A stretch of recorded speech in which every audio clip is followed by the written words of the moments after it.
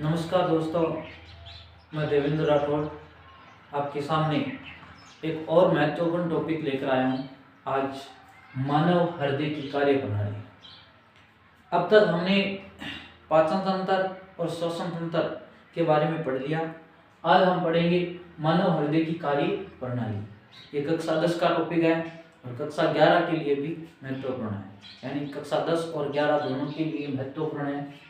हम इसमें हृदय की कार्य प्रणाली पढ़ेंगे कि हृदय में रक्त किस प्रकार से प्रवाहित होता है, किस प्रकार से परिवहन होता है, रक्त परिसंचरण किस प्रकार से होता है, इसके बारे में। सबसे पहले हमें ये याद करना होगा कि धमनी है, उसमें शुद्ध रक्त बहता है, शिरा में अशुद्ध रक्त बहता है। और शुद्ध और अशुद्ध रक्त का मतलब क्या होता है? सबसे पहले हम देखेंगे कि जो शुद्ध रक्त होता है, यदि वो ऑक्सीजन मिली हुई है रक्त में, तो उसका मतलब है कि रक्त शुद्ध है। पर यदि रक्त में CO2 गैस मिली हुई है, तो इसका मतलब है कि रक्त है अशुद्ध।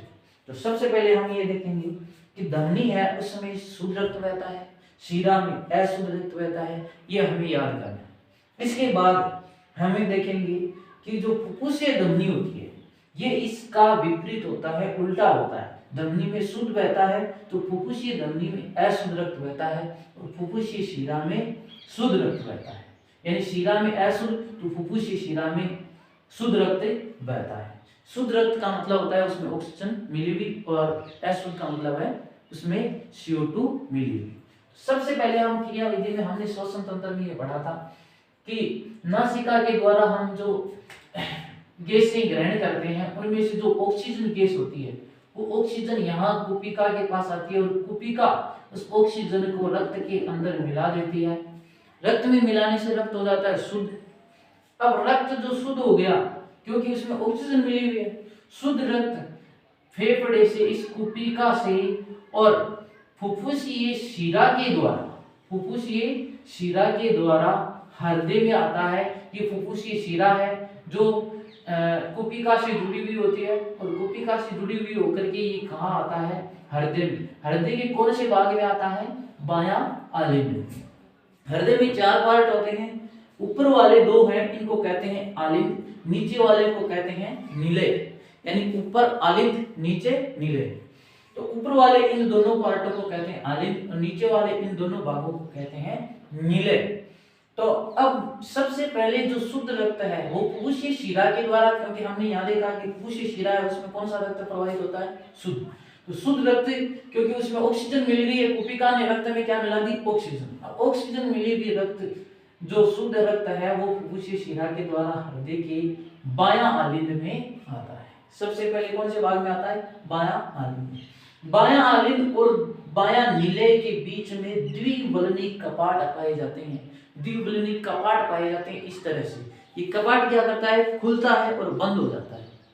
जब रक्त है वो बायां आलिंद में आ जाता है, यहाँ से ये बायां आलिंद जैसे ही पूर्णतः भर जाता है, तो ये कपाट यहाँ से खुल जाता है। अब ये कपाट खुल गया, तो कपाट खुलने से ये रक्त किस में आ जाता है? बायां निलय में। बायां निलय है, बायां निलय में रक्त आ जाता है। बायां निलय में जैसे ही रक्त आता है, तो वापस ये कपाट क्या हो जाते हैं? यहाँ से बंद हो जाते हैं।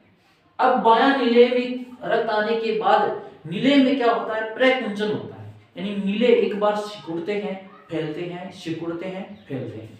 जब इनमें प्रकुंचन होता है, निलय सिकुड़ते हैं, क्योंकि इसमें रक्त है, पूर्णतः भरा हुआ है, तो जब ये सिकुड़ेगा तो यहाँ से दबाव लगता है, और ये रक्त किसमें चला जाता है? ये महाधमनी है। इसके ऊपर ये जो संरचना बनी हुई है, ये किसकी है? फुफ्फुसीय धमनी की। फुफ्फुस धमनी की है ये संरचना, फुफ्फुस धमनी की है। अब जो ये महाधमनी है, इससे रक्त होते हुए कहाँ चला जाता है?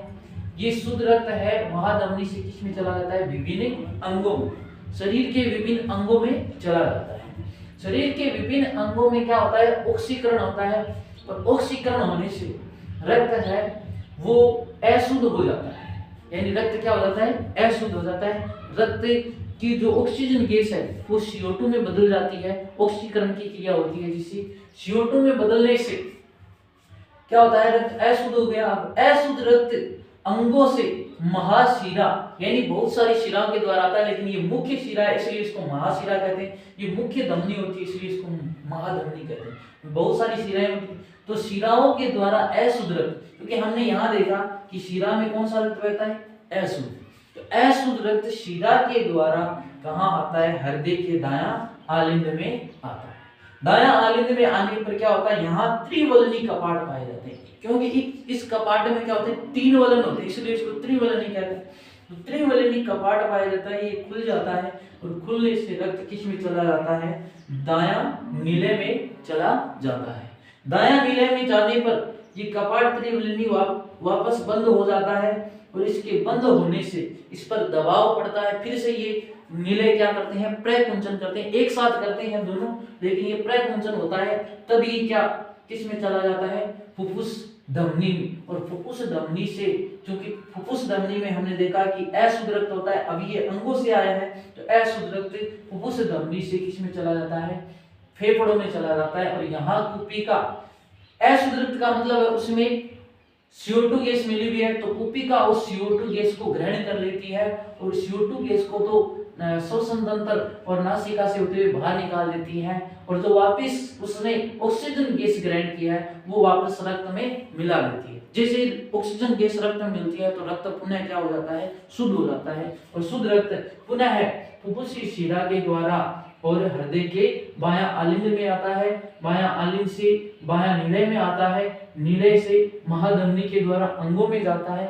अंगों में ऑक्सीकरण के लिए होने से रक्त अशुद्ध हो जाता है, और अशुद्ध रक्त महाशिरा के द्वारा वापस हृदय के दायां आलिंद में आता है। दायां आलिंद में यहाँ त्रिवलनी कपाट पाया जाता है, ये खुल जाता है, दायां नीले में आता है और फिर ये फुफ्फुस धमनी के द्वारा और फेफड़ों में चला जाता है। ये दोनों प्रक्रियाएं एक साथ होती है। हम इसको यहाँ से भी पढ़ सकते हैं, शुरू कर सकते हैं, और यहाँ से भी शुरू कर सकते हैं। तो कुपिका से ये रक्त हृदय में आना, हृदय से वापस अंगों में जाना, अंगों से वापस कुपिका तक जाना, ये प्रक्रिया एक साथ होती है। निलयों में प्रकुंचन होता है और ये पूरी प्रक्रिया है, ये इसमें रक्त हृदय से 2 बार गुजरता है, इसलिए इसको कहते हैं दोहरा रक्त परिसंचरण। दोहरा रक्त परिसंचरण कहते हैं। देखो, एक बार रक्त है वो यहाँ से शुरू होकर के हृदय में प्रवेश करता है, फिर अंगों में जाता है, अंगों से वापस हृदय में प्रवेश करता है, फिर कुपिका तक आता है। इस पूरी प्रक्रिया में रक्त हृदय से 2 बार गुजरता है, इसलिए इसको मानव का जो हृदय रक्त परिसंचरण है इसको दोहरा रक्त परिसंचरण कहते हैं। जय हिंद।